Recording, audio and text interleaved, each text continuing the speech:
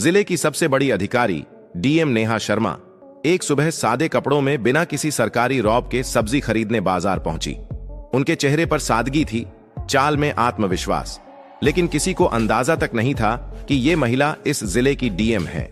नेहा सीधा एक ठेले के पास जाकर रुकी, जहां एक करीब 30 साल की सब्जी वाली औरत सब्जियां बेच रही थी। नेहा ने मुस्कुराकर उससे सब्जियों के दाम पूछे ही थे कि तभी एक छोटा बच्चा दौड़ता हुआ आया और उस औरत से लिपटकर बोला, मम्मी मुझे स्कूल छोड़ दो ना, लेट हो रहा है, नहीं तो टीचर डांटेंगे। सब्जी वाली बोली, बेटा थोड़ी देर रुक जा, मैं पहले इनको सब्जी दे दूं, फिर तुझे छोड़ने चलेंगे। बच्चा जिद करता रहा, नहीं मम्मी अभी चलो ना प्लीज, बहुत देर हो गई है। यह सब देखकर डीएम नेहा शर्मा का दिल पसीज गया। वो मुस्कुराकर बोली, आप बच्चे को स्कूल छोड़ आइए, मैं आपकी दुकान संभालती हूं। सब्जी वाली थोड़ी हिचकिचाई, पर नेहा के भरोसे भरे लहजे ने उसे हिम्मत दी। उसने कहा, ठीक है बहन, मैं जल्दी लौट आऊंगी। और फिर वो अपने बेटे को लेकर स्कूल की ओर निकल गई। इधर नेहा ठेले पर खड़ी थी, चारों ओर के माहौल को गौर से देख रही थी। तभी एक मोटरसाइकिल ठेले के पास आकर रुकी। उस पर बैठा इंस्पेक्टर आदित्य वर्मा था। उसने उतरते ही थोड़ा तंज में कहा, तू कब से यहां सब्जियां बेचने लगी? यहां तो एक औरत हुआ करती थी, वो कहां गई? नेहा कुछ कहती, उससे पहले ही वह सब्जी वाली औरत वापस लौट आई। इंस्पेक्टर को देखकर उसके चेहरे पर घबराहट छा गई। झुककर बोली, क्या चाहिए आपको इंस्पेक्टर साहब? जो मन हो ले लीजिए। इंस्पेक्टर ने बेजा हुक्म दिया, आधा किलो टमाटर दे, 1 किलो भिंडी और आधा किलो परवल भी देना। औरत ने बिना कुछ कहे जल्दी जल्दी सब्जियां तौल दी। इंस्पेक्टर बिना एक भी पैसा दिए मोटरसाइकिल पर बैठा और चलता बना। यह सब देख नेहा शर्मा स्तब्ध रह गईं।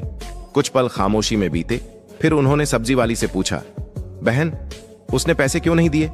आपने उससे कुछ कहा क्यों नहीं? औरत की आंखों में मजबूरी साफ दिख रही थी। धीमे स्वर में बोली, बहन क्या कहूं, ये इंस्पेक्टर रोज ऐसे ही सब्जियां ले जाता है। जब कुछ बोलती हूं तो धमकाता है, कहता है मुझसे पैसे लेगी, अभी तेरे ठेले को उठवा दूंगा। मुझे डर लगता है, अगर ठेला चला गया तो घर कैसे चलेगा, मेरे बच्चे क्या खाएंगे, इसलिए चुपचाप दे देती हूं। यह सुनकर डीएम नेहा शर्मा के चेहरे का रंग बदल गया। अंदर तक हिल गईं वो। उन्हें यकीन नहीं हो रहा था कि कानून के रक्षक खुद कानून का मजाक उड़ा रहे हैं। उन्होंने गंभीर स्वर में कहा, बहन अब ऐसा नहीं होगा, मैं अब आपके साथ हूं। इंसाफ दिलाना मेरा फर्ज है। आप एक काम कीजिए, मेरा नंबर लीजिए। कल जब आप ठेला लगाएंगी तो आप नहीं, मैं वहां रहूंगी। आप घर पर आराम कीजिए, बाकी मैं देख लूंगी कि वो इंस्पेक्टर पैसे देता है या नहीं, और अगर नहीं देता तो मैं उसे कानून की ताकत दिखाकर ही रहूंगी। औरत की आंखों में आंसू थे, लेकिन पहली बार उसमें राहत और उम्मीद झलक रही थी। अगली सुबह नेहा शर्मा ने एक गांव की औरत का भेष बनाया। ना कोई मेकअप, ना कोई पहचान। साधारण साड़ी पहने, सिर पर पल्लू रखे वो ठेले पर आ खड़ी हुई। ठेले पर ढेर सारी सब्जियां सजाई गईं। सब कुछ तैयार था। कुछ ही देर में वही इंस्पेक्टर आदित्य वर्मा अपनी मोटरसाइकिल पर वहां पहुंचा। इंस्पेक्टर आदित्य वर्मा ने अपनी मोटरसाइकिल ठेले के पास लगाई और घूरते हुए बोला, क्या बात है, आज फिर तुम यहां? वैसे तुम उसकी क्या लगती हो? कल भी तुम यहीं थी और आज भी। नेहा शर्मा, जो अब भी गांव की एक आम महिला के रूप में खड़ी थीं, धीरे से बोली, मैं उसकी बहन हूं, इसलिए आज उसकी जगह ठेला संभाल रही हूं। इंस्पेक्टर ने घिनौनी मुस्कान के साथ कहा, तो तुम तो अपनी बहन से भी ज्यादा खूबसूरत निकली, बहुत प्यारी लग रही हो आज। फिर आंखों से उसे ऊपर से नीचे तक देखता रहा और बेहूदे लहजे में बोला, वैसे छोड़ो ये सब, मुझे 1 किलो टमाटर चाहिए और साथ में थोड़ा धनिया और मिर्च भी दे देना। नेहा ने बिना कोई प्रतिक्रिया दिए सब्जियां तौली और चुपचाप उसके हाथ में दे दी। जैसे ही इंस्पेक्टर सब्जियां लेकर पलटने लगा और मोटरसाइकिल स्टार्ट की, नेहा ने सख्त आवाज में कहा, रुकिए, आपने अभी तक सब्जियों के पैसे नहीं दिए, सब्जियों के पैसे दीजिए, ऐसे नहीं चलेगा। इंस्पेक्टर झुंझलाकर बोला, कौन से पैसे? मैं तो रोज फ्री में लेता हूं, अपनी बहन से पूछ लेना, वो तो कुछ नहीं कहती, और तुम ज्यादा जुबान मत चलाओ मेरे सामने। वो फिर से जाने लगा। तभी नेहा ने तेजी से कहा, आप मेरी बहन से चाहे जैसे लेते हो, लेकिन मुझसे नहीं। सब्जियों के पैसे देने होंगे, हमें भी पैसे खर्च करके ही ये सब्जी लानी पड़ती है, और अगर हम एक दिन सब्जी न बेचें तो हमारे घर का चूल्हा नहीं जलता। आप जैसे लोग फ्री में सब्जी ले जाकर हमारे पेट पर लात मारते हैं। इतना सुनना था कि इंस्पेक्टर का घमंड भड़क उठा। उसने गुस्से में आकर एक जोरदार थप्पड़ नेहा के गाल पर जड़ दिया। नेहा लड़खड़ाई, लेकिन खुद को संभाल लिया। आंखों में आंसू थे, लेकिन आत्मसम्मान अब और चुप रहने को तैयार नहीं था। नेहा ने कांपती आवाज में कहा, आपने एक महिला पर हाथ उठाकर बहुत बड़ी गलती की है, इसका अंजाम भुगतना पड़ेगा आपको। इंस्पेक्टर और भड़क गया, गुस्से में चिल्लाया, तू मुझे सिखाएगी? तेरी इतनी औकात? अभी बताता हूं। फिर उसने नेहा के बाल खींच लिए। नेहा दर्द से कराह उठी, लेकिन बाल छुड़ाकर बोली, यह सब बहुत गलत हो रहा है। मैं तुम्हारे खिलाफ रिपोर्ट करवाऊंगी। तुम्हें सब्जियों के पैसे देने ही होंगे। लेकिन इंस्पेक्टर अपनी हैसियत के नशे में डूबा हुआ था। बोला, रिपोर्ट? तेरी इतनी औकात है? तू एक सब्जी बेचने वाली और मैं इस थाने का इंस्पेक्टर। मैं तुझे यहीं खड़े खड़े खरीद सकता हूं। ज्यादा जुबान चलाई तो उल्टा तुझे ही जेल में डाल दूंगा। इतना कहकर वो मोटरसाइकिल स्टार्ट कर वहां से चला गया। नेहा गुस्से से कांप रही थीं, लेकिन अब भी उन्होंने खुद को संयमित रखा। वो जानना चाहती थीं कि ये इंस्पेक्टर कितनी हद तक गिर सकता है। कुछ पल ठेले के पास बैठने के बाद उन्होंने सब्जी वाली को फोन किया और कहा, अब तुम ठेले पर आ जाओ। सब्जी वाली के आते ही नेहा वहां से चुपचाप निकल गई। घर जाकर उन्होंने अपने साधारण कपड़े बदले और पीले रंग का सलवार सूट पहनकर एक सामान्य महिला की तरह बिना किसी पहचान के थाने पहुंची। थाने में पहुंचते ही उन्होंने देखा कि इंस्पेक्टर आदित्य वर्मा वहां मौजूद नहीं था। एक हवलदार डेस्क पर बैठा था। नेहा ने सीधा उससे पूछा, मुझे रिपोर्ट दर्ज करानी है। इंस्पेक्टर आदित्य वर्मा कहां हैं? और एसएचओ साहब से मिलना है। हवलदार ने जवाब दिया, इंस्पेक्टर साहब कुछ काम से घर गए हैं और एसएचओ साहब भी फील्ड विजिट पर बाहर गए हैं। आप चाहें तो कुछ देर बैठ जाइए। नेहा की आंखों में अब इंसाफ की आग थी और ये आग अब रुकने वाली नहीं थी। थाने में कुछ ही पल बीते थे कि अचानक दरवाजा खुला और भीतर एसएचओ रतिक राणा ने प्रवेश किया। भारी कदमों के साथ अंदर आते ही उसकी नजर पीले रंग का सलवार सूट पहने उस साधारण सी दिखने वाली लड़की पर पड़ी, जो और कोई नहीं बल्कि डीएम नेहा शर्मा थीं। रतिक राणा ने कड़क आवाज में पूछा, तुम कौन हो और यहां क्यों आई हो? नेहा ने शांत स्वर में कहा, मुझे रिपोर्ट दर्ज करवानी है। यह सुनकर रतिक राणा व्यंग्य में मुस्कुराया और बोला, रिपोर्ट करवानी है तो पहले कुछ खर्चा पानी लाया है?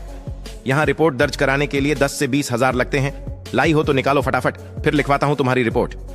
यह सुनते ही नेहा शर्मा का चेहरा सख्त हो गया। उन्होंने गंभीर स्वर में कहा, किस बात का पैसा? रिपोर्ट दर्ज करवाने के लिए कोई शुल्क नहीं लगता। आप रिश्वत क्यों मांग रहे हैं? रतिक राणा हंसते हुए बोला, तुम्हें किसने कहा कि मुफ्त में रिपोर्ट होती है? यहां जो भी आता है अपनी मर्जी से पैसे देता है और अगर नहीं देगा तो उसकी रिपोर्ट नहीं लिखी जाएगी। अब तुम्हारी मर्जी है। नेहा ने गहरी सांस ली, फिर बोली, ठीक है, लीजिए 10,000 रुपए, अब रिपोर्ट लिखिए। पैसे लेते ही आर्तिक राणा ने पूछा, बताओ किसके खिलाफ रिपोर्ट है? नेहा ने गंभीर होकर कहा, इंस्पेक्टर आदित्य वर्मा के खिलाफ।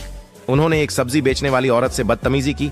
रोज उसके ठेले से बिना पैसे के सब्जियां उठाते हैं और जब मैंने विरोध किया तो मुझ पर हाथ उठाया। मैं इस पर सख्त कानूनी कार्रवाई चाहती हूं। रतिक राणा का चेहरा स्याह पड़ गया। घबराहट उसके चेहरे पर साफ दिख रही थी। उसने हकलाते हुए कहा, वो तो हमारे थाने के सीनियर इंस्पेक्टर हैं और वैसे भी अगर कोई फ्री में सामान दे दे तो इसमें क्या गलत है? हम पुलिस वाले हैं, थोड़ा बहुत चलता है। नेहा अब सब समझ चुकी थी। यह सिस्टम अंदर से सड़ चुका था। ये केवल वर्दी नहीं, गरीबों की मजबूरी का सौदा कर रहे थे। उन्होंने कुछ नहीं कहा, बस चुपचाप थाने से निकल गईं। लेकिन उनकी आंखों में अब एक आग जल चुकी थी। अगले दिन सुबह डीएम नेहा शर्मा वर्दी पहनकर गाड़ी से सीधे उसी थाने में पहुंची। साथ में उनके सरकारी गार्ड्स भी थे। थाने के गेट पर वर्दी में उन्हें देखकर सारा स्टाफ हक्का बक्का रह गया। अंदर घुसते ही इंस्पेक्टर आदित्य वर्मा और एसएचओ रतिक राणा दोनों मौजूद थे। दोनों के चेहरे पर हवाइयां उड़ गईं जब उन्होंने सामने उसी लड़की को देखा जिसे उन्होंने अपमानित किया था। लेकिन आज वो आम औरत नहीं थी, बल्कि जिले की डीएम थी। घबराए हुए दोनों एक साथ बोले, आप कौन हैं और ये वर्दी क्यों पहनी है? नेहा की आंखें अब एक अधिकारी की गरिमा से चमक रही थीं।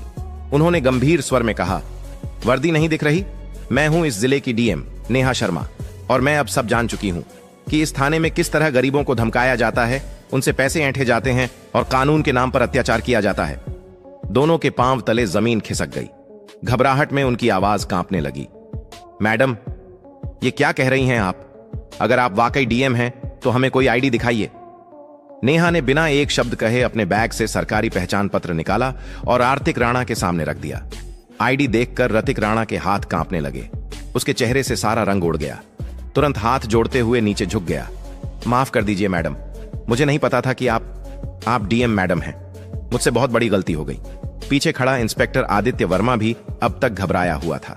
वह भी हाथ जोड़कर बोला, मैडम जी माफ कर दीजिए, जो हुआ गलती में हुआ, आगे से कभी नहीं होगा।